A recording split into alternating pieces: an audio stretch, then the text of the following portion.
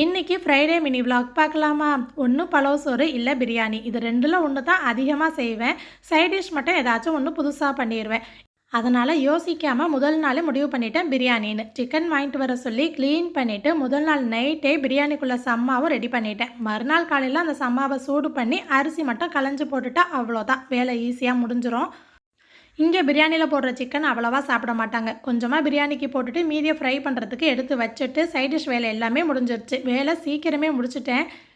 நம்ம பிரியாணியை தம் போட்டுட்டு சைட் டிஷ் வேலைலாம் பார்த்தோம்னா வேலை ஈஸியாக முடிஞ்சிடும். இந்த பக்கம் பிரியாணியுமே தம் உடைச்சேன். செம்ம சூப்பராக உதிரி உதிரியாக வந்துருந்துச்சு. 24 கேரட் ரைஸில் தான் பிரியாணி பண்ணியிருந்தேன்.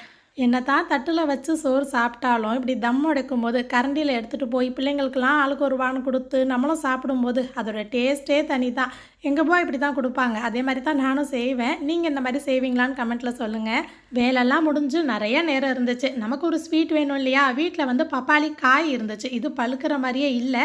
சரி, அதை வச்சே இன்றைக்கி ஸ்வீட் பண்ணிடலான்னு தோலெல்லாம் சீவிட்டு அது கூட ஒரு கேரட்டும் எடுத்திருக்கேன். ஏன்னா அதோட ரா ஸ்மெல் தெரியாமல் இருக்கணும், டேஸ்ட்டாகவும் இருக்கணும், கலரும் நல்லாயிருக்கும்.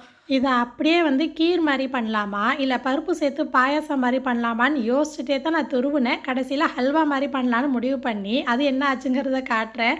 எல்லாத்தையுமே துருவி எடுத்துட்டு ஒரு குக்கரில் நெய் சேர்த்து கொஞ்சமாக முந்திரி சேர்த்து ஃப்ரை பண்ணி எடுத்துட்டேன். அதே குக்கர்லேயே இன்னொரு டீஸ்பூன் நெய் சேர்த்துட்டு துருவி வச்சுருந்த கேரட் பப்பாளி காய் இது ரெண்டையுமே சேர்த்து ஒரு 5 நிமிஷத்துக்கு அந்த எண்ணெயிலே வதக்கிடலாம். இந்த இடத்துல தான் ஒரு தப்பு பண்ணிட்டேன். நான் பால் சேர்த்து வேக வைக்கலான்னு நினைக்கும் போது அப்படியே ஓப்பன் பாட்டில் வச்சுருந்தா ஒன்றும் ஆயிருக்காது.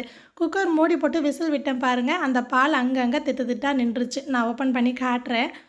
ஒரு 1/4 கிளாஸ் தண்ணி சேர்த்து வேக வச்சுட்டு அதுக்கப்புறம் ஒரு 1/4 கிளாஸ் பால் சேர்த்துருந்தா இந்த மாதிரி கெட்டி ஆயிருக்காது.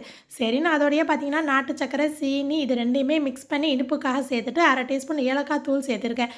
இதை அப்படியே வறுத்து வச்சுருந்த முந்திரி பருப்பு சேர்த்துருந்தா பப்பாளிக்காய் ஹல்வா ரெடி.